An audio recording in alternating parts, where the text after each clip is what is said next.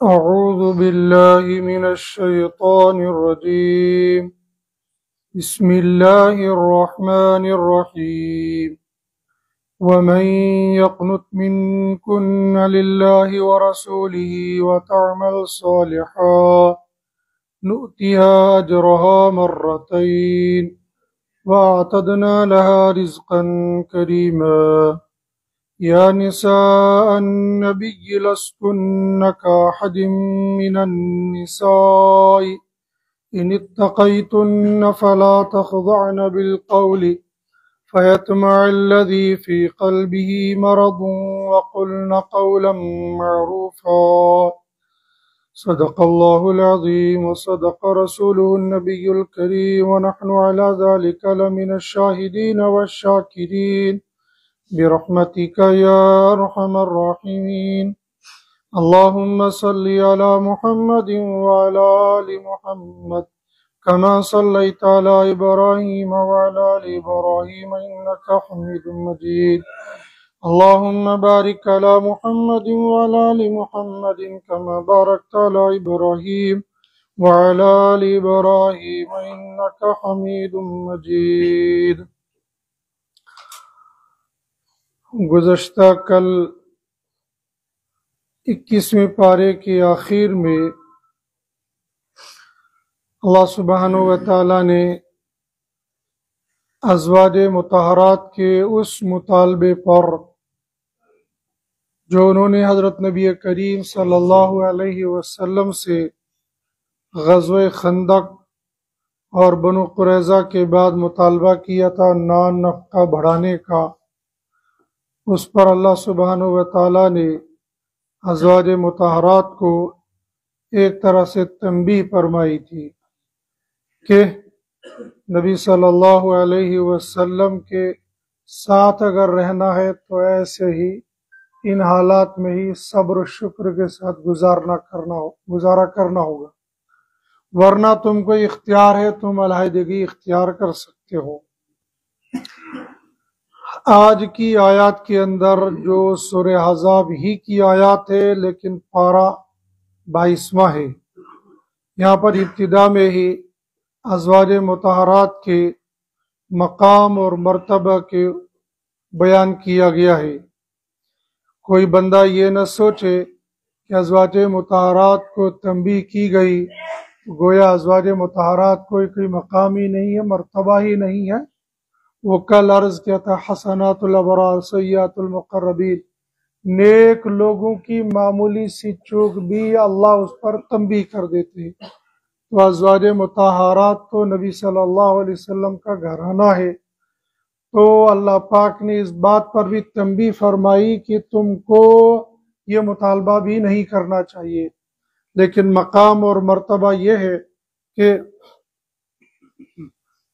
ان کا مقام اور مرتبہ بہت بلند ہے۔ اس کے ساتھ ہی اور تنبیہ فرمائی اور ہدایات دی۔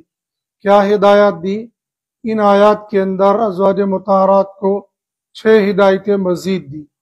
نمبر 1، اگر تمہارے پاس کوئی بندہ مسئلہ پوچھنے کے لیے آ جائے، ہو سکتا ہے کوئی مسئلہ پوچھنے کے لیے جائے ازواج مطہرات کے پاس، ڈائریکٹ نبی صلی اللہ علیہ وسلم سے نہ پوچھے، یا جائے نبی صلی اللہ علیہ وسلم سے پوچھنے کے لیے وہاں موجود نہ ہو، تو جب تم سے کوئی مسئلہ پوچھے تو جواب دیتے ہوئے نزاکت سے کام نہیں لینا چاہیے، بلکہ کڑک انداز میں وہاں سے جواب دینا چاہیے، اس لیے کہ عورت کی زبان کے اندر اللہ پاک نے یوں ہی ایک طرح کی ایک نزاکت اور لطافت رکھی ہے۔ آج کل کی عورتیں تو اور اپنی آواز کو بنو سنگار کر کے پیش کرتی ہے، چاشنی بنا کر پیش کرتی ہے، تو چونکہ انسان کی فطرت میں یہ چیز ہے، عورت کی فطرت میں یہ چیز ہے، اس لیے حکم میں کڑک دار جواب دینا چاہیے۔ حضرات علماء کرام نے فون پر گفتگو کرنے کے آداب میں عورت کو لکھا ہے کہ جب تمہیں کوئی فون کرے اور تمہیں لگے کہ آگے سے مرد کی آواز ہے، فوراً تو کیوں فون کیا، کیا کام ہے تم کو، یعنی ایسا دھمکی والا آواز اندر سے، اگر اسے اچھا آپ خیریت سے ہیں، بال بچے خیریت سے ہیں، آپ باقی ٹھیک ہیں، تو مرد ہے، وہ تو چاہے گا کہ اور زیادہ لمبی چوڑی بات ہو جائے نہ. جب عورت ادھر سے دو ٹوک لفظ میں بات کرے گی تو سہلے سمجھ جائے گا نا، وہ جو مطلب کی بات کرنی چاہیے، اس سے آگے نہیں. اور چونکہ ازواج مطہرات سے، حالانکہ ازواج مطہرات بندہ سوچ بھی نہیں سکتا کہ کوئی غلط خیال ان کے ذہن میں آ جائے یا صحابی کو کسی کو غلط خیال آ جائے، لیکن قیامت تک لے بین لگا دی. شروعات یہیں سے کر دی کہ کوئی ایسا نہ کرے کہ یہاں سے لچکدار آواز ہو جائے اور بندہ اس کی طرف مائل ہو جائے. تو پہلا کام تم کو یہ کرنا ہے کہ آواز میں کڑک پیدا کرنی، نزاکت پیدا نہیں کرنی ہے. دوسرا یہ کہ اپنے گھروں کے اندر ہی زیادہ اوقات گزارنے ہیں. زیادہ اوقات کا مطلب یہ کہ صرف ضرورت کے لیے باہر نکلنا ہے، اس کے علاوہ نہیں. آج کی عورتوں کی طرح نہیں، چاول بھی وہی لائیں گی، آٹا بھی وہی لائیں گے، دانہ بھی وہی لائیں گے، ساری شاپنگ عورتیں ہی کرے گی، مرد تو صرف گھر میں بیٹھے گا. یعنی بالکل الٹا ہو گیا. شریعت نے ازواج مطہرات سے کہا تم گھر میں بیٹھی رہو، باہر کا کام مردوں کے ذمہ ہے. ہمارے یہاں الٹا ہونے لگا. تیسرا کام، زمانے جاہلیت کی طرح بنو سنگار نہ دکھاتی پھرو. بنو سنگار عورت کو کرنا ہے گھر کے اندر، گھر سے باہر نہیں. جیسے ہمارے یہاں ہوتی ہے، شوہر کے سامنے رہیں گی ایسی جیسے 2 مہینے سے نہایا ہی نہیں. اور جب پارٹی میں جانا ہوگا، شادیوں میں جانا ہوگا تو دلہن کم سجتی ہے اور یہ شادی میں جانے والی زیادہ سجتی ہے کہ اگر ایک کھڑا کیا جائے تو پتہ نہیں چلے گا کہ دلہن کون سی ہے اور شادی میں آنے والی کون سی ہے. اور یہ سارا بنو سنگار لوگوں کو دکھانے کے لیے. لوگ کیا بنے شوہر کو کہتے ہیں یہ پالا ہوا ہے پتمس خاندرس تھی، یہ لگا آج تھی. لوگ کیا بنے، گویا ہم کپڑے بھی لگاتے لوگوں کے لیے، اپنے لیے نہیں. کپڑے تو اپنے لیے لگانے ہیں جو تم کو اچھے لگے، جو جن میں تم کو سہولت ہو، جو تم کو شوٹ کرے. ہاں ایسا نہیں ہے کہ تم مالدار ہو کر بھکاریوں والے کپڑے پہن لو اور یہ کہ وسعت ہونے کے باوجود میلے کچلے بدبودار کپڑے پہن لو. یہ نہیں، جس سے دوسروں کو تکلیف ہو وہ مت پہنو. البتہ یہ کہ تم نے پہن لیا ہے شلوار قمیض، لوگ کہتے ہیں کیا گامک پالاوشن لگ میتھن، اس کو اچھا لگے یا نہیں لگے تمہیں اس سے کوئی بحث نہیں ہے. تم نے پہنی ہے ٹوپی، بندہ کہتا ہے کیا ٹوپ چاہیے ہم زمان مسکن لاگن یہ کل نو ہوا گیس لاگن. بندہ کہتا ہے تم نے اتنی پگڑ پہن لیتے ہو تو ہوا تو لگتی نہیں، تمہارا دماغ تو خشک رہتا ہوگا ہمیں ہمیشہ. میں نے کہا ہمارے نبی نے کوئی ایسا کام نہیں کیا ہے، شریعت تو شیء ہے جو انسان کی فطرت کے بھی خلاف ہو، ہمارے نبی نے ایسا کام نہیں کیا ہے. اس لیے ہمارے نبی نے ہمیشہ بال رکھے ہیں اور ہمارے نبی نے ہمیشہ پگڑی پہنی ہے. اگر پگڑی پہننے سے پریشانی ہوتی تو پھر ہمارا نبی یہ کام نہیں کرتا. تو جب باہر جائیں گے تو باہر جاتے ہوئے بھی عورتوں کو کہا بنو سنوار نہیں کرنا. اور چوتھا کام یہ کہا نمازوں کی پابندی کرتے رہنا. پانچواں کام کہا زکوٰۃ ادا کرتی رہنا.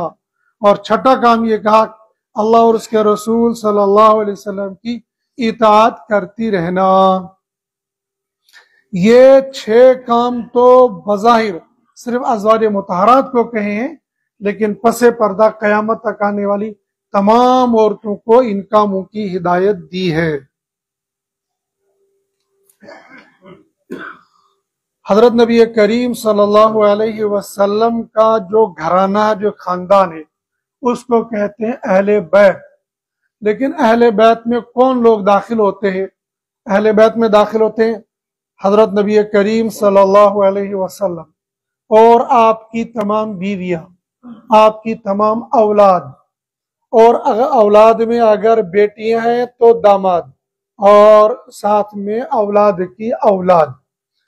گزشتہ جتنے نبی گزرے ہیں، اہل السنت والجماعت کا اجتماعی عقیدہ یہ ہے کہ ان پیغمبروں کی عورتیں وہ اہل بیت میں داشمار ہوتی تھی.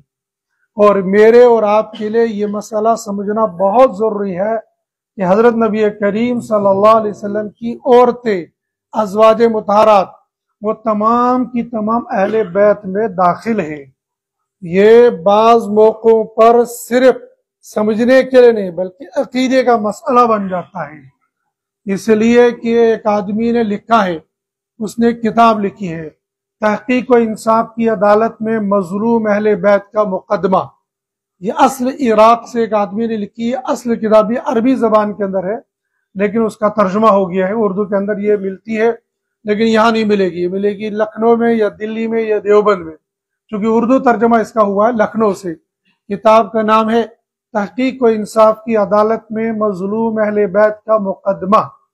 اس میں ان لوگوں کی ہسٹری ہے جو ہمیشہ اہل بیت اہل بیت اہل بیت کرتے رہتے ہیں، انہی کی کتابوں کے حوالے سے لکھا ہے الیاذ باللہ نقل کفر نباشت، کہ وہ لوگ یہ کہتے ہیں کہ حضرت نبی کریم صلی اللہ علیہ وسلم کی شرمگاہ دوزخ میں جائے گی، اور اس کی وجہ آگے انہوں نے لکھی ہے، چونکہ حضرت نبی کریم صلی اللہ علیہ وسلم کا نکاح حضرت عائشہ اور حضرت حفصہ رضی اللہ تعالی عنہما سے ہوا ہے۔ حضرت عائشہ صدیق اکبر رضی اللہ عنہ کی بیٹی تھی، حضرت حفصہ عمر فاروق رضی اللہ تعالیٰ عنہ کی بیٹی تھی۔ انہوں نے اس میں لکھا ہے کہ نبی صلی اللہ علیہ وسلم کا نکاح ان دو عورتوں سے ہوا، اور چونکہ نبی صلی اللہ علیہ وسلم نے ان عورتوں کے ساتھ مرد اور عورت کا وظیفہ ادا کیا ہے، لہذا اس وجہ سے نبی صلی اللہ علیہ وسلم کی شرمگاہ الیاذ باللہ دوزخ کے اندر جائے گی۔ الیاذ باللہ اگر نبی صلی اللہ علیہ وسلم کے بارے میں یہ عقیدہ ہوگا تو پھر بچا کون ہے، پھر اس کے ایمان کا ٹھکانہ کیا ہے؟ لیکن بہرحال ان کا نعرہ ہے، اور اس طریقے سے وہ ان ازواج مطہرات کو اہل بیت سے بھی باہر نکال دیتے ہیں۔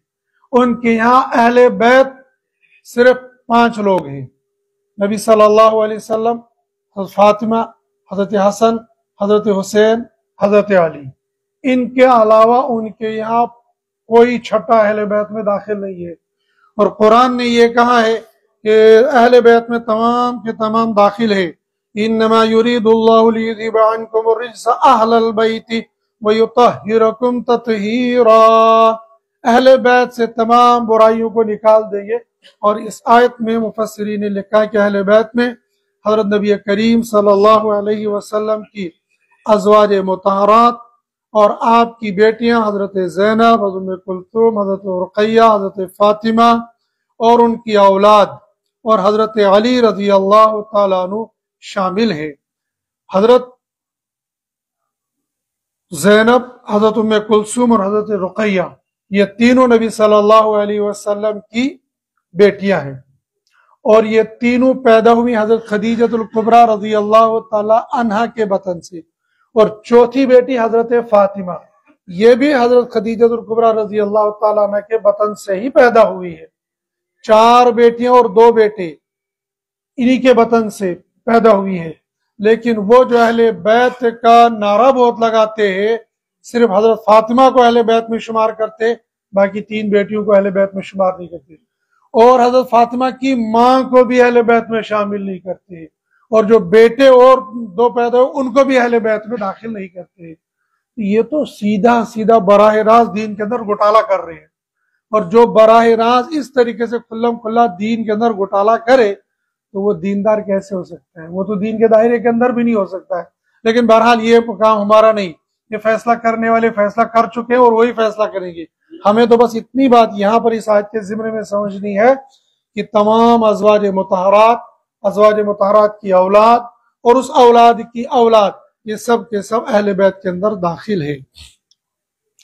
آگے پہلے بیان کیا گیا تھا سورہ احزاب کے اندر، اللہ سبحانہ و تعالیٰ نے مشرکین مکہ کی چند خرافات اور چند باتوں کا ازالہ کرنا تھا، اور ان ازالہ میں سے ایک تھا کہ متنبع بیٹا، اس متنبع بیٹے کو اصل بیٹے کے اندر جو مشرکین مکہ نے قرار دیا تھا اس کا بھی ازالہ کیا، لیکن اس کا ازالہ کرنے کے لیے اللہ سبحانہ و تعالیٰ نے ایک دوسرا طریقہ اختیار کیا ہے۔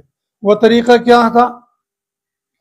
وہ تھا حضرت نبی کریم صلی اللہ علیہ وسلم کی ایک پھوپھی تھی، اس کی ایک بیٹی تھی، اس کا نام تھا زینب بنت جحش۔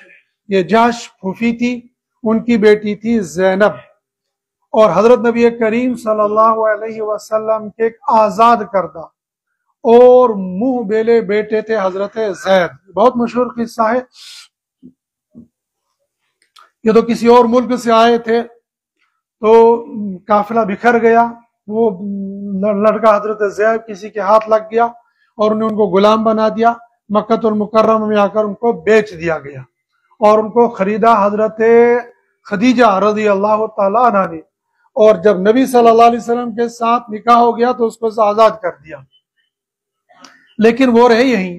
پھر ایک زمانے کے بعد زید کے والدین اور رشتہ داروں کو پتہ چلا کہ وہ بیٹا تو مکہ میں ہے، تو وہ اپنا ساز و سامان لے کر آئے کہ غلامی سے ان کو چھٹکارا دلائیں گے۔ یہاں آئے اور حضرت نبی کریم صلی اللہ علیہ وسلم کے سامنے وہ سارا مال پیش کر درخواست کی کہ ایک درخواست لے کر آئے ہیں۔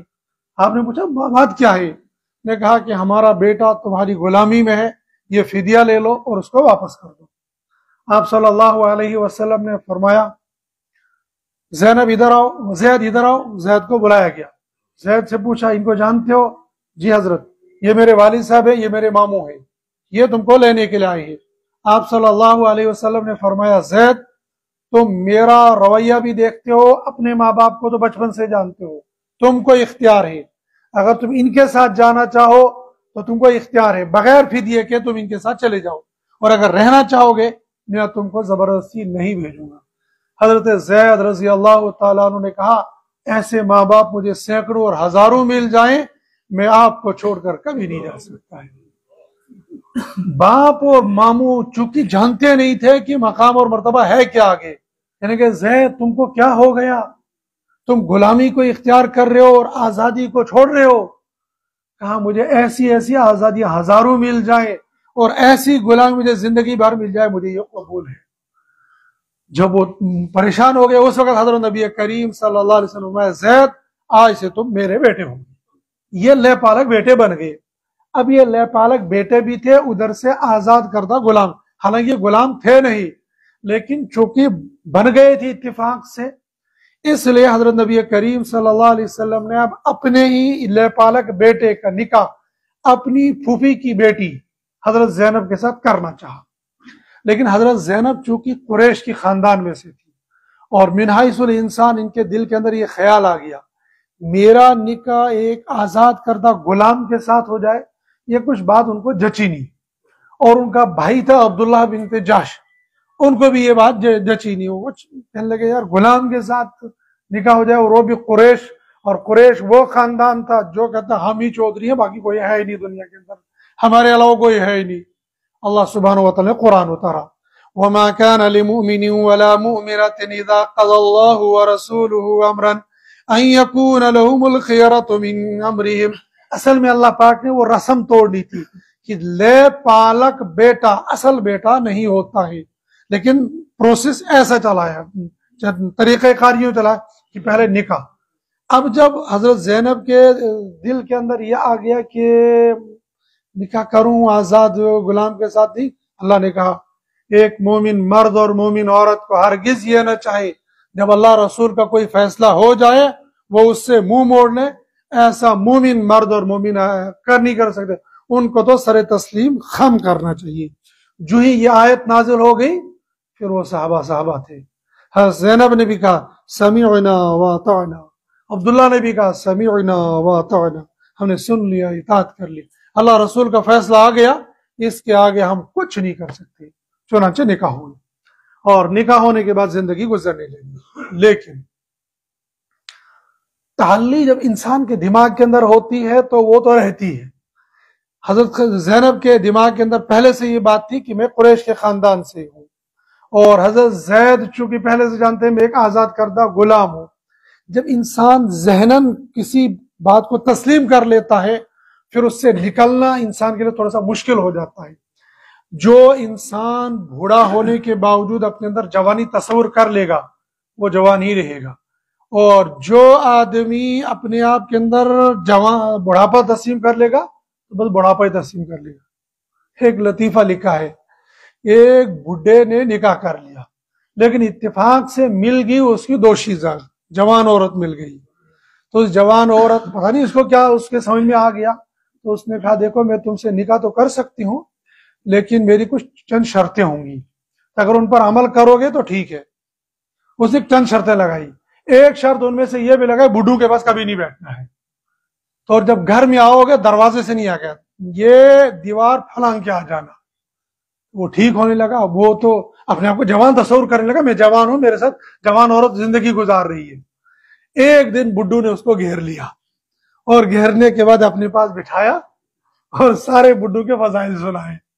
بڈھا یہ یار تو بڈھا ہو گیا ہے, تیری ٹانگوں میں طاقت نہیں, وہ نہیں, تو ایک لڑکی کے ساتھ کیسے زندگی گزار رہا ہے. یہ تو اپنے آپ کو جوان تصور کر رہا تھا نا. جب یہ بڈھا سارا نے کہا تو یہ بوڑھا آ گیا دماغ میں اس کو. اب جب گھر میں آ گیا دروازے کو ٹک ٹکا رہا ہے, اندر سے کہا اچھا میں نے منع کیا تھا بڈھوں کے ساتھ نہیں بیٹھنا, بڈھوں کے ساتھ بیٹھ کے آ گیا. دروازہ کھولا, کیا بات ہے, میں نے منع کیا تھا بڈھوں کے ساتھ نہیں بیٹھنا. ہاں, کہ ہمت نہیں ہوئی نا, کل تک بھی یہی بڈھا تھا, آج بھی یہی بڈھا ہے, کل یہ دیوار پھلانگ کر اندر آ رہا تھا اور آج دروازہ کھٹکھٹانے پر مجبور ہو گیا, اس لیے کہ کل تک یہ سوچ رہا تھا میں بڈھا نہیں ہوں, میں جوان ہوں, اور آج اس کے دماغ میں آ گیا کہ میں بڈھا ہوں, بس اب ختم ہو گیا. ہمارے مفتی صاحب نور اللہ برکاتہ سنایا کرتے, کہنے کہ میرے ایک دوست تھا دلی کے اندر, عمر اس کی تقریباً 55 سے اوپر تھی, اس نے بھی ایک دوشیزہ سے شادی کی تھی. کہا میں جاتا تھا بالکل کالا سیاہ, بال بھی داڑھی بھی سب, میں دیکھتا رہتا یار چکر کیا ہے تو یہ بڈھا میرا ساتھی ہے لیکن ہے بالکل جوان. کہا کچھ عرصے کو 2-4 مہینے کے بعد میں گیا تو دیکھا کہ بال بالکل سارے باہر ہو گئے. کہا میں نے پوچھا یہ کیا چکر ہے, کہنے لگا یار مولوی اصل میں بڑھیا کو پتہ چل گیا, اب چھپانے سے کوئی فائدہ رہا نہیں ہے, لہٰذا اب تو بڑھاپا ظاہر کرنا پڑے گا. جب بندہ ذہن میں ایک بات طے کر لیتا ہے تو پھر اس سے نکلنا مشکل ہو جاتا ہے. حضرت زید رضی اللہ عنہ کے ذہن کو معلوم تھا کہ میں غلام ہوں, اور ادھر حضرت زینب کو یہ ذہن میں تھا کہ میں قریش کے خاندان میں سے ہوں. لہٰذا بیوی جب مالدار ہوتی ہے, جب اونچے خاندان کی ہوتی ہے, ہاں بس یہ پست ہو جاتا ہے, چاہے کتنا بہادر ہو لیکن عورت کے سامنے بھیگی بلی بن جاتا ہے. یہاں بھی ایسا ہی ہونے لگا, یہ کچھ تالی اور کچھ نیچا پن کا یہ ذہن یہ تھا تو یہ نبھاؤ نہیں ہونے لگا. جب نبھاؤ نہیں ہونے لگا تو جھگڑا ہونے لگا. ایک دن حضرت زید آئے, یا رسول اللہ صلی اللہ علیہ وسلم روز روز کی جھک سے تنگ آ گیا ہوں, اجازت دیجئے میں طلاق دے دوں گا. اللہ کے نبی صلی اللہ علیہ وسلم نے فرمایا نا خبردار, ایسا نہیں کرنا, نبھاؤ کر لو, گزارا کر لو, ایسے چلاؤ زندگی. لیکن کچھ نہیں, لیکن ادھر اللہ کے قانون میں یہ طے ہو چکا تھا کہ زید نے طلاق دینی ہے. نبی صلی اللہ علیہ وسلم سے کہا گیا اذ تقول للذی انعم اللہ علیہ وانعمت علیہ امسک علیک زوجک واتق اللہ وتخفی فی نفسک ما اللہ مبدیہ وتخشى الناس. اللہ کے نبی کو یہ بتا دیا گیا تھا کہ ایسا ہونے والا ہے, لیکن اندر چھپا رہے تھے, اس بات کو کہہ نہیں رہے تھے کہ زید ایسا ہونے والا تھا. یہ اس لیے چھپا رہے تھے کہ جب ایسا ہو جائے گا پھر نکاح میرے ساتھ ہو جائے گا تو لوگ کیا کہیں گے. نبی صلی اللہ علیہ وسلم اس بات کے ڈر کی وجہ سے ان سے کہہ نہیں رہے تھے, لیکن اللہ کا فیصلہ تھا طلاق ہونی ہے. فلما قضى زید منها وطرا زوجناکها لکی لا یعلم, اللہ کا فیصلہ تھا تو زید اپنی بیوی کو طلاق دے دے گا. اور یہ زید ایک طرف سے تو یہ آزاد کردہ غلام ہے, لیکن صحابہ کی 1.25 لاکھ جماعت میں سے صرف تنہا یہ زید ہے جن کا نام قرآن میں ہے, باقی کسی صحابی کا نام قرآن میں نہیں ہے. اشارتاً تو حضرت صدیق اکبر اور دیگر صحابہ کا نام ہے, لیکن برائے فلما قضا زید, زید کا براہ راست نام آ گیا. جب یہ فیصلہ ہو گیا اس کے بعد اللہ سبحانہ و تعالیٰ نے وہی اتاری کہ یا رسول اللہ صلی اللہ علیہ وسلم اب اس زینب کے ساتھ نکاح کرنا اللہ نے طے کر لیا آپ کا, لہذا آپ نکاح کرو گے. بس جب اب حضور صلی اللہ علیہ وسلم نے اپنی پھوپھی زاد بہن جو مطلقہ تھی حضرت زید کی, ان کے ساتھ نکاح کر لیا تو جس بات کا خطرہ تھا وہی ہو گیا. لوگوں نے شور مچانا شروع کر دیا, دیکھو یہ محمد کیسا نبی ہے, کیسا پیغمبر ہے, اس نے تو اپنی مطلقہ بہو کے ساتھ نکاح کر لیا. یہ تو بہو لگتی تھی بظاہر, لیکن اللہ نے یہ بتانا تھا کہ جو منہ بیلا بولا بیٹا ہوتا ہے وہ سگے بیٹے کی طرح نہیں ہوتا ہے. اسی لیے اگر کوئی عورت کسی بچے کو گود لیتی ہے, اگر وہ پہلے سے محرم نہیں ہے تو پھر یہ اس کے لیے محرم نہیں بنتا, یہ تو غیر محرم ہی رہے گا. محرم یہ اس معنی کر رہے گا کہ ایک عورت نے اپنی سگی بہن کا بیٹا گود لیا. اب چونکہ اس کی یہ سگی ماسی ہو گئی ہے اور ماسی کے ساتھ نکاح جائز نہیں ہے، لہذا یہ اس کے لیے محرم رہے گی. لیکن اگر اس نے فرض کر لو اس عورت نے اپنی بہن کا نہیں کسی عورت کا بچہ لے لیا تو اس کے لیے تو یہ غیر محرم ہوگی. یا تو اگر یہ عورت اس بچے کو دودھ پلائے گی جس کو گود لیا ہے تو بند ہو جائے گا یہ محرم اس کے لیے، اور اگر دودھ نہیں پلایا یہ رہے گا اس کے لیے غیر محرم، اور یہ ساری زندگی کا درد سر رہے گا اور اس کی طرف لوگ خیال بالکل ہی بھی نہیں کرتے ہیں. بس بن کا دیو کہاں کیسے میالوں کو لے پالک لے لیتے ہیں لیکن خیال نہیں کرتے کہ آئندہ چل کر بچپن میں ایسی نشو روز مطلب ٹھیک ہے بچپن میں آپ کے ساتھ رہا لیکن یہ تو غیر محرم ہے. شریعت کے دائرے میں جو ہی بالغ ہو گیا یہ غیر محرم آپ کے لیے بن گیا. اب نہیں کر سکتے ہو اس کے ساتھ بات چیت. اب اس کے ساتھ بات کرو گے تو پردے کے ساتھ، بے پردے تم اس کے ساتھ نہیں آ سکتی ہو. اللہ سبحانہ و تعالیٰ نے اگلی آیت کے اندر یہ بتا دیا کہ اللہ کے نبی صلی اللہ علیہ وسلم حضرت زید کے باپ نہیں ہے. وما محمد ما كان محمد ابا احد من رجالكم ولكن رسول اللہ وخاتم النبیین. یہاں اس آیت کے اندر حضرت زید کے سگے باپ ہونے کی نفی کر دی ہے اور ساتھ میں نبی صلی اللہ علیہ وسلم کو براہ راست ختم نبوت کا خطاب بھی دے دیا. ولیکن رسول اللہ وخاتم النبیین. امت مسلمہ کو نبی صلی اللہ علیہ وسلم دو حیثیتوں سے ماننا ہے.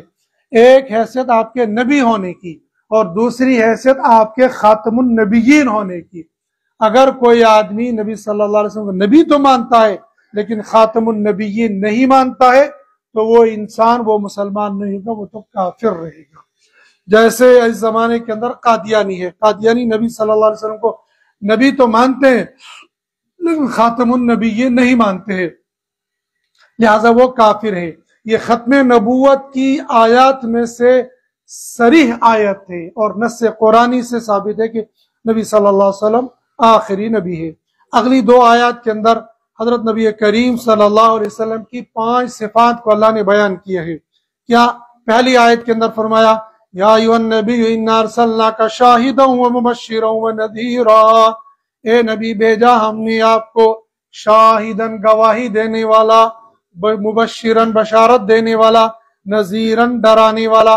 کل قیامت کے دن حضرت نبی کریم صلی اللہ علیہ وسلم اپنی امت اور دیگر انبیاء علیہ السلام کی امتوں کی گواہی دیں گی اور دیگر نبیوں کی امتیں اپنے نبیوں کی تکذیب کریں گی. حضرت نوح علیہ السلام کی امت سے پوچھا جائے گا تم نے ہماری بات کو کیوں نہیں مانا؟ وہ کہیں گے ہمارے پاس کوئی آیا ہی نہیں. اللہ فرمائیں گے حضرت نوح تو 950 سال تمہارے پاس رکھے، ہمارے پاس کوئی نبی نہیں آیا. وہ ڈائریکٹ انکار کریں گے. پھر یہ امت جائے گی، میں اور آپ لوگ جائیں گے اور ہم گواہی دیں گے کہ ہاں یا باری تعالیٰ آپ نے حضرت نوح کو ان لوگوں کی طرح بھیجا تھا، 950 سال یہ ان کے درمیان میں رہے، ان کو دعوت دی لیکن یہ مانے نہیں. وہ قوم بھڑک اٹھے گی تم کہاں سے گواہی دے رہے ہو؟ گواہی دینے کے لیے یا تو آنکھوں سے دیکھنا ہوتا ہے یا موجود ہونا تھے، اور تم تو وہاں کہیں نہیں ہے. ہم کہیں گے بھائی ہم موجود نہیں تھے لیکن ہمارے نبی پر ہمارے اللہ نے جو قرآن اتارا تھا اس قرآن کے اندر لکھا ہوا تھا. حضرت نوح نے کہا انی دعوت قومی لیلا ونہارا فلم یزدہم دعائی الا فرارا. ربا میں نے ان کو دن رات بلایا تھا، دعوت دی تھی، یہ مانے نہیں بلکہ یہ تو بھاگتے رہے، بلکہ اپنی انگلیوں کو کانوں میں ٹھونستے رہے، کپڑوں کو آنکھوں پہ ڈالتے رہے تاکہ نہ ہم دکھے اور نہ ہم بات سنائی دے. امت بھی گواہی دے گی، نبی بھی گواہی دیں گے. پہلی صفت اللہ کے نبی صلی اللہ علیہ وسلم کی یہ بیان کی. دوسری صفت یہ بیان کی یا ایھا النبی انا حللنا لک ازواجک اللاتی آتیت اجورہن وما ملکت یمینک الی آخر الآیہ. کیا ایک صفات میں سے خصوصیت یہ بیان کی کہ آپ کے لیے 4 سے زائد عورتوں کے ساتھ نکاح کرنا جائز ہے. امت کے لیے 4 سے زائد عورتوں کا ایک وقت میں نکاح کرنا جائز نہیں ہے. دوسرا، مال فے میں جو باندھی آپ کی ملکیت میں آ جائے تو وہ آپ کے لیے حلال ہے، یعنی یہ ہے کہ تقسیم کرنے سے پہلے اگر آپ لے لیں گے تو آپ کے لیے اجازت ہوگی. نمبر 3، آپ صلی اللہ علیہ وسلم کے لیے چاچا پھوپھیوں کی، ماموں کی وہ بیٹیاں اور خالہ کی وہ بیٹیاں حلال ہیں جو ہجرت کر کے آ گئی، ہجرت کر کے جو نہیں آئی وہ حلال نہیں ہوگی۔ نمبر 4، کوئی ایمان والی عورت اگر آپ صلی اللہ علیہ وسلم سے بغیر مہر کے نکاح کرنا چاہے گی تو اس کے لیے اجازت ہوگی۔ یہ حضور صلی اللہ علیہ وسلم کی خصوصیت ہے، امت میں سے اگر کوئی بغیر مہر کے نکاح کرنا چاہے گا بغیر مہر کے وہ نکاح نہیں کر سکتا ہے۔ یہ حضور صلی اللہ علیہ وسلم کی 5 صفات بیان کی ہے۔ اگلی جو حضور صلی اللہ علیہ وسلم کے ساتھ خاص ہے لیکن امت کو پیغام ہے، کیا؟ حضرت نبی کریم صلی اللہ علیہ وسلم کا نکاح جب انہی حضرت زینب بنت جہش کے ساتھ ہوا تو آپ صلی اللہ علیہ وسلم نے دعوت ولیمہ کی۔ تو دعوت ولیمہ کی تو کچھ صحابہ وقت سے پہلے آ گئے اور آ کر بیٹھ گئے، اور کچھ صحابہ کھانا کھا کر پھر وہیں بیٹھے رہے۔ اللہ سبحانہ و تعالیٰ نے تنبیہ کر دی، یا ایھا الذین آمنوا لا تدخلوا بیوت النبی الا ان یؤذن لکم الی آخر الآیہ۔ کل ملا کر دعوت کے 3 اصول بیان کیے۔ کیا؟ جب یہ صحابہ وقت سے پہلے آ گئے تو حضور صلی اللہ علیہ وسلم کے ساتھ تو نہ تو لان تھا بہت بڑا کہ وہاں شامیانے وامیانے لگائے جاتے، نہ کوئی کمرہ اتنا بڑا ہال تھا، ایک ہی کمرہ تھا۔ جب یہ لوگ آئے حضرت زینب ادھر دیوار کی طرف رخ کر کے بیٹھ گئی تاکہ یہ مجھے نہ دیکھ لے، تو جگہ کی تنگی ہو گئی۔ پھر ایک تو وقت سے پہلے آ گئے، یہ تنبیہ کر دی کہ وقت سے پہلے نہیں آنا ہے، اور دوسرا ہے کہ جب کھانے کے لیے بلایا جائے تبھی آ جانا ہے، اور تیسرا یہ کہ جس کو بلایا جائے گا وہی آئے گا، اور تیسری اور آخری بات یہ بتائی جب تم کھانا کھا چکے تو فوراً بوریا بستر اٹھاؤ اور نکل جاؤ یہاں سے۔ یہ نہ ہو کہ تم کھانا کھانے کے بعد پھر گپے کرنے کے لیے وہاں بیٹھ جاؤ۔ کچھ صحابہ بیٹھے، کھانا کھا لے، پھر آپس میں باتیں کرنے لگے، ان کا مقصد ذہن ادھر طرف گیا ہی نہیں ہے کہ ہمیں جانا چاہیے۔ انہوں نے سوچا اللہ کے نبی کے گھر میں پہلی مرتبہ آئے ہیں، جتنا اللہ کے نبی کے گھر میں بیٹھ سکتے ہیں تو بیٹھ لینا چاہیے، تو یہ اس نیت سے بیٹھے۔ نبی صلی اللہ علیہ وسلم کو اور کام کرنا تھا تو آپ صلی اللہ علیہ وسلم باہر چلے گئے، اٹھ کے چلے گئے تاکہ یہ نکل جائیں گے۔ یہ جب بھی نہیں گئے واپس آ گئے تو پھر بھی نہیں آئے، تو پھر ان کو کہنا پڑا کہ اور کوئی کام ہے۔ جیسے آج کے زمانے کے اندر بھی کچھ لوگ آ کر بیٹھ جاتے ہیں، پھر ان سے پوچھنا پڑتا کچھ اور کام ہے، کہتے کچھ کام، ٹھیک ہے جی فی امان اللہ۔ لیکن کچھ ڈھیٹ ایسے ہو تو وہ پھر بیٹھے رہتے وہیں ہیں، ان کو فی امان اللہ کہو پھر بھی بیٹھے رہتے۔ تو وہ ایک اللہ والے کا قصہ لکھا ہے نا کہ وہ بیمار تھے بیچارے، تو وہ آ کر بیٹھ گئے، تو بیٹھنے کے بعد ایک گئے، دوسرے گئے، دوسرے گئے، دوسرے گئے، یہ بیٹھے رہے آخر تک۔ تو وہ گئے، تو جب جانے لگے کہا بھائی تم جاؤ، دروازہ بند، اس کو چٹکنی لگا دینا۔ وہ بندہ گیا، دروازہ چٹکنی کی اندر سے لگا دی، کہا نہیں تم کو اندر سے، تم کو باہر سے چٹکنی لگانے کے لیے کہا تھا، جب باہر سے چٹکنی لگائے گا تو نکل جائے گا۔ تو بعض لوگوں پھر یہ بھی کرنا پڑتا بھگانے کے لیے، پھر کوئی ہیلا بہانا پڑتا، لیکن ہمیں عمومی طور پر گیا بغیر دعوت کسی کے یہاں نہیں جانا۔ حضرت تھانوی رحمۃ اللہ علیہ کا اصول اتنا زبردست تھا، کوئی اگر آ جاتا تھا اٹھا کر باہر نکال دیتے تھے کہ نہیں، جتنوں کو بلایا اتنوں کو، اور اگر حضرت کی کوئی دعوت کر لیتا تھا تو جتنوں کی بھائی نکلو یہاں سے اندر، تم یہاں تک میرے ساتھ تو آگے، یہاں سے اندر میرے ساتھ نہیں آ سکتے ہو، میزبان بلائے گا تو جا سکتے ہو، تو نہیں جائے گا نہیں جا سکتے ہو۔ اور یہ خیال رکھنا چاہیے، بعض ناشو پرواہ دون نفرن چالی، ہو سکتا ہے میزبان نے کھانا ہی 3 بندوں کا بنایا ہوگا اور میں لے جاؤں گا 2 اپنے ساتھ۔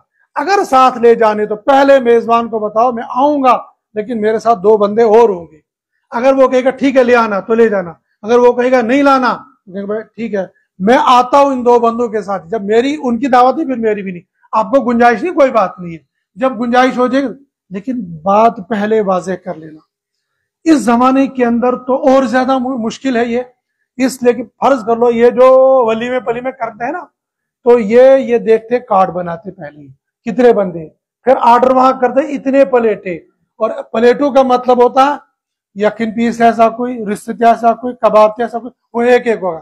اب اس نے 100 کارڈ بانٹے ہیں، 100 آرڈر دیے یا 100 رشتے، اور یہ بندہ اپنے دوست کو سامنے کوئی بات نہیں ہے، تم دور سے آئے تم بھی میرے ساتھ چلو، اور یا تو اس کو بڑی حزیمت اٹھانی، اس کو رشتہ نہیں ملے گا، مالک کو ملے گا رشتہ اور اس کو ملے گا رشتہ۔ یہ چکر کیا یا گن کر 100 رشتے بنائے گئے ہیں، تمہیں فالتو میں بندہ لا کہاں سے لا کر دے دوں گا۔ اور بعض لوگ ایسے وہاں گن کے رکھتے کتنے بندے کتنے کھا لیے اور کتنا باقی ہے، چونکہ ایک انتظامی لائن ہے، اس انتظامی لائن میں بندہ کہے گا بڑا کنجوس آدمی ہے، وہ نہیں ہوگا۔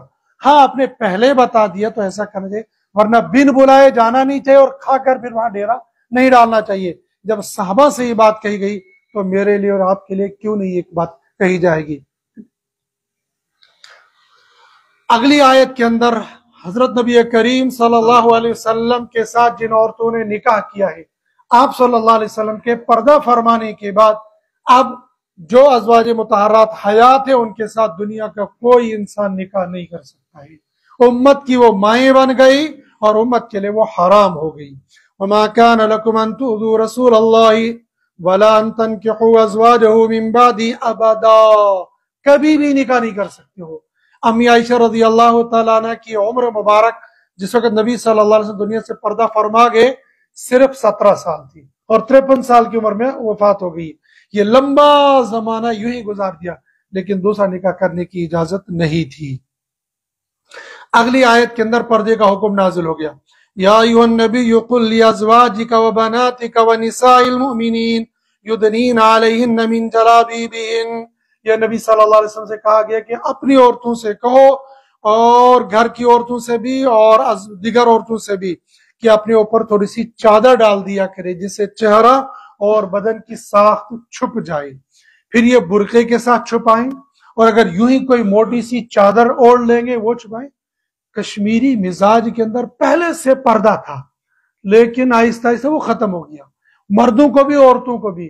پہلے زمانے کے اندر عورتیں بھی پھیرن پہنتی تھی اور مرد بھی پہلے پہنتے تھے، تو وہ اس پھیرن پہننے سے ہی عورت کی بدن کی ساخت بھی چھپ جاتی تھی، اور پیٹھا سکارا پاس نہ لگن وہ ایک موٹا سا شال اوڑھتی تھی، اسے سر بھی ڈھمپتا تھا اور سینہ بھی ڈھمپتا تھا۔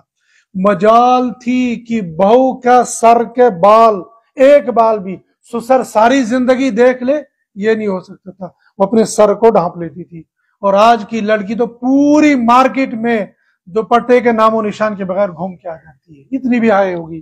اور کشمیری عورتیں، کشمیری لڑکیاں سکن ٹائٹ پہننے لگی، کشمیری لڑکیاں ہاف شورٹ میں گھومنے لگی، الیاذ باللہ الیاذ باللہ۔ اب تو بالکل ننگے پن پر اتر گئی ہے لڑکیاں۔ یہ ہمیں خیال رکھنا چاہیے، ہمیں مسلمان ہے اور مسلمانوں عورتوں کو پردے کا حکم دیا ہے۔ یہ بے پردگی کے ساتھ چلنا یہ تو جنت میں ہوگا، یہاں دنیا میں نہیں ہوگا۔ لہذا اپنی بیٹیوں کو، اپنی عورتوں کو، اپنی ماؤں کو، اپنی بہنوں کو پردہ کرانا چاہیے۔ لیکن پردے کے لیے کچھ لوگ کہتے ہیں بھائی ناز برقع لاگن چھو ارے مشکل، ٹھیک ہے اگر برقع نہیں لگا سکتے ہو کچھ بھی چادر ڈال دو جس سے پردہ ہو جائے، جس سے بدن کی ساخت ظاہر ہو جائے۔ الیاذ باللہ الیاذ باللہ۔ آج تو عورتیں ایسا کپڑا پہنتی، اتنا باریک لباس پہنتی ہے کہ جس بدن کے جس حصے کو ان کو چھپانا ہوتا تھا کہ اگر اندر سے کچھ لگا ہے تو وہ اندر سے لگی ہوئی چیز بھی دکھائی دیتی ہے اور بالکل واضح ہوتر بدن کی ساخت دکھائی دیتی ہے۔ اور پھر ہمارے دنیا داروں نے اس کی تقلید شروع کر دی۔ ہم مسلمان ہیں، ہمیں سوچنا چاہیے کہ ہمیں اپنی بیٹیوں کو، اپنی بہنوں کو، اپنی عورتوں کو ننگا نہیں کرنا ہے۔ قرآن نے ہمیں پردے کا حکم دیا ہے۔ یہاں پر اس سے آگے چل کر سورہ احزاب مکمل ہوگی، آگے سورہ سبا شروع ہوگی۔ سورہ سبا مکہ المکرمہ میں نازل ہوگی، اس کے اندر 54 آیتیں اور 6 رکوع ہے۔ اس سورت کے اندر چونکہ قوم سبا کا تذکرہ ہے اس لیے اس سورت کا نام سورہ سبا ہے۔ اس سورت کو بھی اللہ سبحانہ و تعالیٰ نے اپنی حمد کے ساتھ شروع کیا ہے اور اختصار کے ساتھ حضرت داؤد، حضرت سلیمان علیہ السلام کے واقع بیان کیے اور خصوصیات بیان کی، واقع نہیں خصوصیات بیان کی۔ حضرت داؤد علیہ السلام کی خصوصیت یہ بیان کی ہے کہ اللہ پاک نے ان کو ایسی آواز دی تھی جب وہ زبور تلاوت کرتے تھے تو پرندے آ کر ان کے پاس بیٹھ جاتے تھے، اور اللہ نے ان کے لیے لوہے کو اتنا موم کر دیا تھا وہ ہاتھ سے یوں موڑ لیتے تھے، اور لوہے کی پوری ایک فیکٹری تھی۔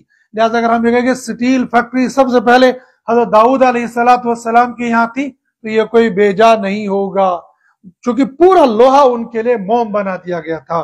وَلَقَدْ آتَيْنَا دَاوُودَ مِنَّا فَضْلًا يَا جِبَالُ أَوِّبِي مَعَهُ وَالطَّيْرَ وَأَلَنَّا لَهُ الْحَدِيدَ۔ پرندے پہاڑوں سے اٹھ کر آپ کے پاس بیٹھ جاتے جب وہ زبور کو تلاوت کرتے تھے اور لوہے کو ان کے لیے موقع دے۔ یہ آواز مل جانا، خوش الہانی مل جانا، یہ بھی اللہ کی بہت بڑی نعمت ہے۔ کہ آج کے زمانے کے اندر بھی اگر کوئی اچھی قرات والا قاری تلاوت کر لیتا ہے تو بندہ نہ چاہتے ہوئے بھی سن لیتا ہے، جانا ہوتا ہے لیکن کہتا اتنی پیاری آواز جو ڈائریکٹ دل پر اثر کر لیتی ہے۔ قرآن تو بہرحال جس آواز میں پڑھا جائے گا، لیکن جس قاری کی آواز زیادہ اچھی ہوگی وہ اور زیادہ اس کے اندر حسن پیدا ہوگا۔ تو حضرت داؤد علیہ السلام کو اللہ پاک نے زبان کا جادو عطا کیا تھا کہ اتنی میٹھی آواز تھی کہ پرندے بھی آ کر وہاں پر بیٹھ جاتے تھے۔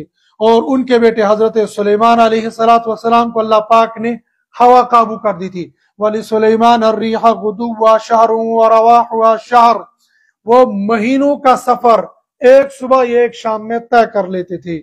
اور اس کے ساتھ ہی اللہ سبحانہ و تعالیٰ نے ان کی حکومت جنات پر دی تھی۔ جب بیت المقدس تعمیر ہو رہا تھا تو اس تعمیر کے لیے جنات کو متعین کیا تھا، لیکن ادھر سے اللہ کا فیصلہ آ گیا تھا کہ حضرت سلیمان علیہ السلام کی عمر پوری ہو چکی ہے، لیکن اللہ نے انتظام یہ کیا کہ کچھ اس طرح کی چیز تھی، وہاں ٹیک لگا کر حضرت سلیمان علیہ السلام بیٹھے اور اپنی لاٹھی جو تھی وہ یوں لگائی، اور جیسے آج کل بھی بیٹھے لوگ یوں ٹیک لگا کر بیٹھتے ہیں، حضرت سلیمان علیہ السلام ایسے ٹیک لگا کر بیٹھے رہے اور ایسے لگا جیسے وہ دیکھ رہے ہیں سب کو مزدوروں کو، کیونکہ جنات ڈرتے تھے۔ تو یوں ہی بندہ، کوئی مالک کو غصے سے بندہ ڈرتا ہے، پھر یہ بادشاہ بھی ہوں نبی بھی ہوں تو ڈرنا تو یقینی تھا، کوئی آنکھ اٹھا کر نہیں دیکھتا تھا۔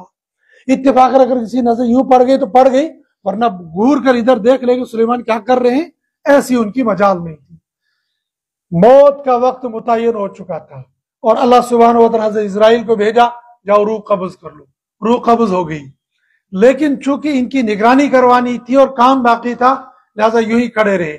جب کام مکمل ہو گیا، ادھر سال مکمل ہو گیا، اللہ پاک نے دیمک کو بھیجا، زمین کے نیچے سے آئے اور جو جس لکڑی پر ٹیک لگاتے اس کو کھانا شروع کر دیا، کھاتے کھاتے کھاتے اندر سے بھوسا کر دیا تو یہ لکڑی نکل گئی، حضرت سلیمان علیہ السلام یوں ہی ایسے گر گئے۔ جب یوں گر گئے اب جنات نے دیکھا کہ یہ کیا بات ہے، نبی اور بادشاہ یہ کیسے گر گئے، قریب آ کر دیکھا تو یہ تو روحی پرواز گئی کہ آئی میرے خدایا، یہ تو 1 سال ہو گئی ان کی وفات ہو گئی، آج تک یوں ہی کام کرتے رہے، آج تک یوں مزدوری کرتے رہے، لیکن چونکہ اللہ نے کام پورا کروانا تھا وہ پورا کام پورا ہو گیا۔ ادھر سے حضرت سلیمان علیہ السلام کی وفات پہلے اپنے وقت پر ہو گئی، جو قرآن نے کہا اذا جاء اجلهم لا يستأخرون ساعة ولا يستقدمون، نبی کا وقت بھی جو وقت متعین ہے اسی وقت پر روح قبض ہو گئی، لیکن اللہ نے نظام چلانے کے لیے یہ انتظام کر دیا، روح اپنے وقت پر مکمل ہو گئی۔ آگے قوم سبا کا واقعہ ہے، لقد كان لسبأ في مسكنهم آية، یہ سبا یہ یمن کے ملک کے اندر یہ دارالحکومت جہاں پر ہے وہاں ایک صنع ان کا دارالحکومت ہے، اور وہاں کے پاس میں ایک شہر آباد تھا۔ اس شہر پر جانے کے لیے سڑک کا انتظام یہ تھا کہ دونوں طرف سے یہ درخت تھے، جیسے کشمیر میں ہم لوگ 2 باغوں کے درمیان میں جو درخت جو روڈ ہوتی ہے، اس روڈ سے گزرتے ہوئے انسانوں کو لطف آتا ہے، لیکن لطف آئے گا اس بندے کو جسے پہلی مرتبہ دیکھو گا۔ کشمیری تو روز گزرتا ہے، صبح بھی شام کو، زیادہ لطف اس کو آتا نہیں ہے، لیکن جب باغ ہو جاتے ہیں تو جب اس میں پھل آتا ہے تو بڑا عجیب و غریب منظر لگتا ہے، کتنا ٹورسٹ جاتا ہے، کوئی فوٹو کھینچتا ہے، کوئی وہاں نظارے کرتا ہے، یہ عجیب و غریب منظر ہوتا ہے۔ تو ان کا حال بھی یہ تھا، یہ باغات ادھر ادھر سے بیچ میں راستہ تھا، اور آگے چل کر سمجھنے کے لیے یہ ہے نہیں ایسا، لیکن یہ سمجھنے کے لیے جیسے ڈل ہے ایسے وہاں پر انہوں نے ایک ڈل بنایا تھا، ڈل جھیل، تو پہاڑوں سے پانی آتا تھا تو اس ڈل کے اندر جمع ہو جاتا تھا، لیکن وہ لگتا ہے وہ ڈل اونچائی پر تھا، اور یہ قوم سبا یہ نیچے آباد تھی۔ جب یہ نافرمان ہو گئی اور اللہ رسول کی نافرمانی کی تو اللہ سبحانہ و تعالیٰ نے اس ڈل کے اندر چوہوں کو بھیجا، ان چوہوں نے اندر سے اس کو کھودنا شروع کر دیا، یہ سمجھے آج کے زمانے کا ڈیم ہے، اور اس ڈیم کے اندر جب چوہے پہنچے، اور چوہوں کو اللہ پاک نے ایسے خطرناک دانت دیے ہیں، یہاں ڈرل مشین بھی فیل ہو جاتی ہے، یعنی گھروں کے اندر دیکھے سیمٹ کیا ہوا ہے اور بعض دفعہ چپس کو بھی نکال لیتے ہیں، بس ایک تھوڑا سا سوراخ ان کو ملنا چاہیے، بس پھر وہ ساری ڈرل مشینیں فیل ہو جاتی۔ ڈرل مشین کرنے لوگ ہم نے بڑا کمال کیا، ہم لینٹر کو توڑ دیتے، وہ اللہ کی یہ بالکل ذلیل ترین مخلوق، اللہ نے اس کے منہ کے اندر ڈرل رکھی ہے، یہ ڈیم انہوں نے بنایا تھا، انہیں اپنی ڈرل کے ذریعے سے اس کو کھودنا کوریدنا شروع کر دیا، اور اتنے چوہے اللہ پاک نے بھیجے، یہ بھی سوراخ، یہ بھی سوراخ، یہ بھی سوراخ، اتنے سوراخ کر دیے، پیچھے سے پانی کا زور آ گیا تو ڈیم سارا کا سارا دیوار ٹوٹ گئی، اور جو ہی ٹوٹ گئی تو چونکہ یہ بستی نیچے تھی اور یہ پانی اوپر سے ڈیم کا سارا آ کر یہ ساری کی ساری بستی تباہ و برباد ہوئی۔ یہ سزا دی اللہ پاک نے اس قوم سبا کو، اور اللہ پاک چونکہ اس امت کو اجتماعی عذاب نہیں دینا ہے، انفرادی عذاب ہوتا رہتا ہے، اجتماعی عذاب سے بچانا ہے۔ اللہ پاک نے حضرت نبی کریم صلی اللہ علیہ وسلم کے فضائل ڈائریکٹ مشرکین مکہ کو بتائے تھے، دیکھو حضرت نبی کریم صلی اللہ علیہ وسلم تمہارے درمیان میں رہے ہیں لیکن پھر بھی تم مانتے نہیں ہو، قل انما اعیدکم بواحدہ ان تقوموا للہ مثنی وفرادا ثم تتفکروا ما بصاحبکم من جنہ، تم یہ کہتے ہو والعیاذ باللہ نبی صلی اللہ علیہ وسلم مجنون ہے، حالانکہ 40 سال تمہارے درمیان میں رہے ہیں، تم ان کی امانت کو، دیانتداری کو، ہر چیز کو جانتے ہو، چاہیے تم کو تعصب کی اینک اتار کر غور و فکر کر کے حضرت نبی کریم صلی اللہ علیہ وسلم کی بات کو فالو کرنا چاہیے تھا۔ سورہ سبا مکمل ہو گئی۔ سورہ فاطر، اس سورہ فاطر کو بھی اللہ سبحانہ و تعالیٰ نے اپنی حمد سے شروع کیا، اور یہ ان فرشتوں کی صفات میں سے ہے، ان کو اللہ پاک نے پر دیے ہیں۔ بعض نبیوں کو 2 پر ہیں، بعض کو 3 ہے، اور بعض کو 4 ہے، اور حضرت جبریل علیہ السلام کے بارے میں مشہور روایت ہے کہ ان کو 600 پر ہیں۔ یا اللہ پاک نے قید نہیں لگائی ہے، 2 ہے، 3 ہے، 4 ہے، آگے کتنے ہیں اللہ نے یہ نہیں بتایا کہ کتنے ہیں، بہت زیادہ ہو سکتے ہیں۔ ایمان والا جو بھی کوئی کام کرتا ہے، نیکی کرتا ہے، وہ نیکی اللہ کے حضور پہنچ جاتی ہے، اور خاص طور پر کلمہ طیبہ، براہ راست کلمہ طیبہ کا تذکرہ ہے لیکن ضمناً تمام اعمال ہے۔ الیہ یصعد الکلم الطیب والعمل الصالح یرفعہ، اللہ کی طرف کلمہ طیبہ یعنی اشہد ان لا الہ الا اللہ چڑھ جاتا ہے، والعمل الصالح، اور تمام نیک اعمال یہ اللہ کے ہاں چڑھ جاتے ہیں۔ چڑھنے کا مطلب ہے یہ قبول ہو جاتے ہیں، لیکن ظاہراً بھی جو یہ کرامن کاتبین ہمارے ساتھ بیٹھے ہوئے ہیں، یہ جو صبح رجسٹر لے کر آئے تھے عصر تک یہ لکھیں گے، اور عصر کے بعد رجسٹر لے کر چلے جائیں گے، یرفعو، یہ بھی چلے جائیں گے لیکن یہ جمع ہو جائیں گے، اور شام کو جو آئیں گے وہ صبح کو چلے جائیں گے، یہ بھی اعمال صالحہ کو لے کر چلے جائیں گے، کلمہ طیبہ بھی اور اعمال صالحہ اوپر بھی چلے جاتے ہیں، اور ساتھ میں یہ اللہ کی یہاں قبول بھی ہوتے ہیں۔ اللہ سبحانہ و تعالیٰ نے ان اعمال کے اللہ کے یہاں پہنچنے کی طرف اشارہ کیا ہے۔ اللہ سبحانہ و تعالیٰ فرماتے ہیں دین اسلام کو قبول کرنے والوں کے 3 طبقے ہوتے ہیں، ان میں سے بعض وہ ہوتے ہیں جو ظالم ہوتے ہیں، بعض وہ ہوتے ہیں جو معتدل ہوتے ہیں، اور تیسرے وہ ہوتے ہیں جو نیک ہوتے ہیں، جو خیر کے کاموں میں آگے بڑھنے والے ہوتے ہیں۔ ان کا تذکرہ یوں کیا، ثم اورثنا الكتاب الذين اصطفينا من عبادنا فمنهم ظالم لنفسه ومنهم مقتصد ومنهم سابق بالخيرات بإذن الله۔ امی عائشہ رضی اللہ تعالیٰ عنہ نے یہ روایت نقل کی، اور تمام صحابہ سے یہ کہ امت کے 3 قسمیں ہیں، ایک ہے ظالم، دوسرے ہے معتدل، اور تیسرے ہے سابق بالخیرات، اور ان کی ترتیب یوں بتائی ہے، تینوں جنت میں جائیں گے لیکن تینوں کے اعمال الگ الگ ہیں۔ یہ جو سب سے پہلے ظالم ہے، یہ لوگ نیکیاں تو کرتے ہیں لیکن گناہوں سے نہیں بچتے ہیں۔ اللہ معاف فرمائے، شاید ہمارا حال انہی لوگوں میں ہے۔ ہم لوگ نماز بھی پڑھتے ہیں، باہر جا کے جھوٹ بھی بولتے ہیں، ہم لوگ نماز بھی پڑھتے ہیں، باہر جا کر بد نظری بھی کرتے ہیں، ہم لوگ نماز بھی پڑھتے ہیں، روزہ بھی رکھتے ہیں، باہر جا کر غیبتیں بھی کرتے ہیں، نیکیاں بھی کرتے ہیں اور گناہ بھی کرتے ہیں۔ ان لوگوں کو قرآن نے کہا فَمِنْهُمْ ظَالِمٌ لِنَفْسِهِ، یہ وہ لوگ ہیں جو اپنے پر ظلم کرنے والے ہیں۔ تو ظالم بھی کہا اور ظلم بھی اپنے پر، چونکہ ان گناہوں کی وجہ سے دوزخ میں جانا ہے۔ اور دوسرے وہ ہے جو معتدل ہے، جو حلال کام کرتے ہیں، حرام سے بچتے ہیں لیکن مکروہات سے نہیں بچتے ہیں۔ حلال کام کرتے ہیں، حرام سے بچتے ہیں، ہو سکتا ہے بعض چیزیں ہم میں ہوں گی جو بڑے بڑے حرام کاموں سے بچتے ہیں، اللہ بچا کے رکھے۔ مثال کے طور پر امی طور پر امت شراب سے بچتی ہے، زنا سے بچتی ہے، رشوت سے بچتی ہے، سود خوری سے بچتی ہے۔ یہ موٹے موٹے حرام کام وہ ہیں جو عمومی طور پر امت ان سے بچتی ہے. کوئی اگر اس میں ملوث ہے تو بہت کم قلیل تعداد ہے جو شراب نوشی میں ہوگی، زنا میں ہوگی یا سود خوری میں ہوگی، کم ہوں گے یہ تو بچتے ہیں اور نیک کام بھی کرتے ہیں.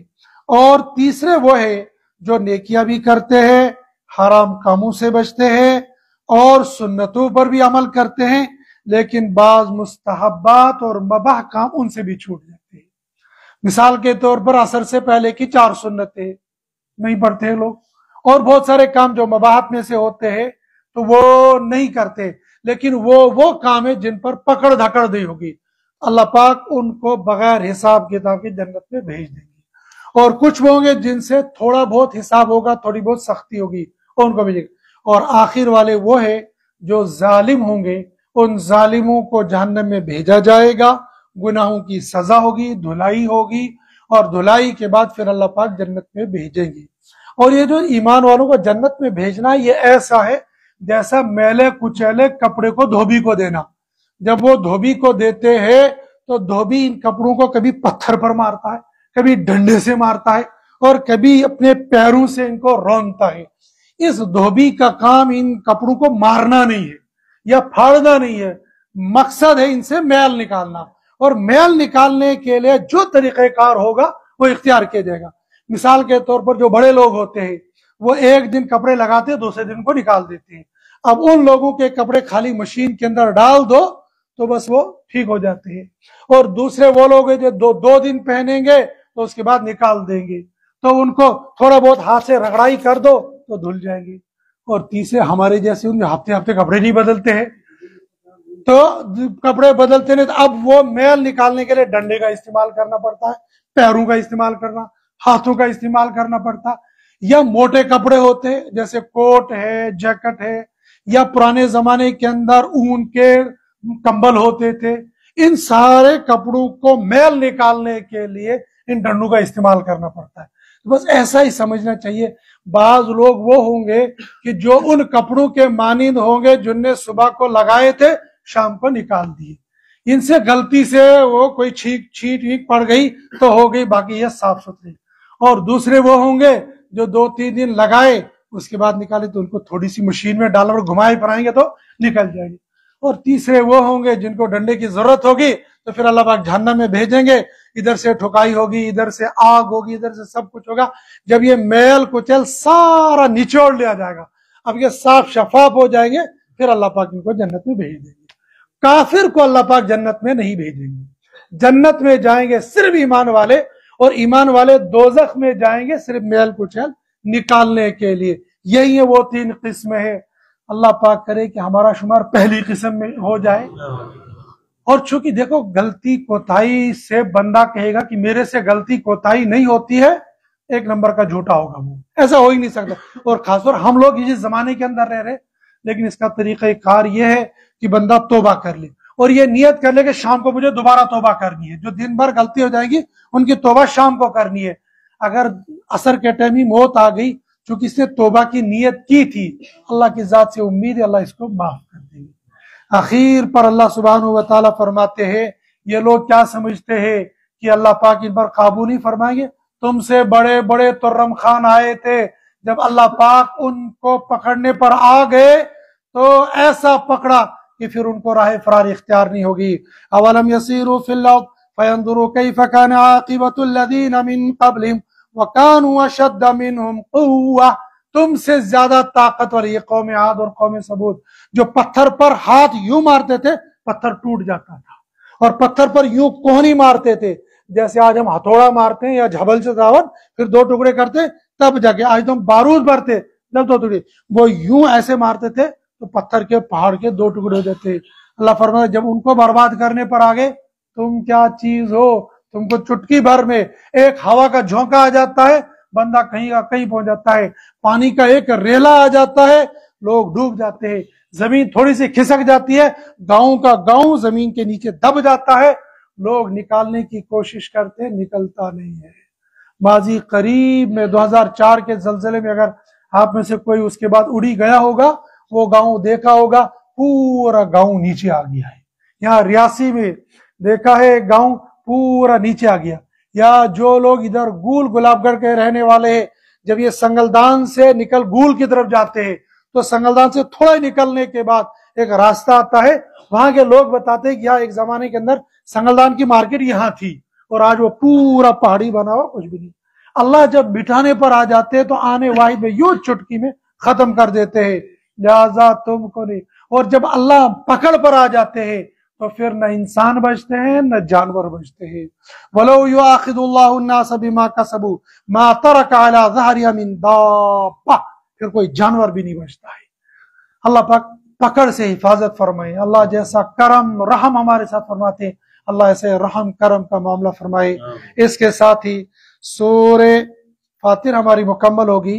سورہ یہ 22ویں پارے کی آخری 1.5 صفحہ باقی رہ گئے، چونکہ وہاں سے سورہ یاسین شروع ہو رہی ہے، اور سورہ یاسین کے جو واقعات ہیں وہ اگلے پارے کے اندر بھی شامل ہیں، اس لیے کل انشاءاللہ ہم سورہ یاسین سے شروع سنیں گے۔ اللہ پاک مجھے آپ کو قرآن پاک کو پڑھنے سننے سمجھنے اور اس کے مطابق تکبیر، نعرہ تکبیر، نعرہ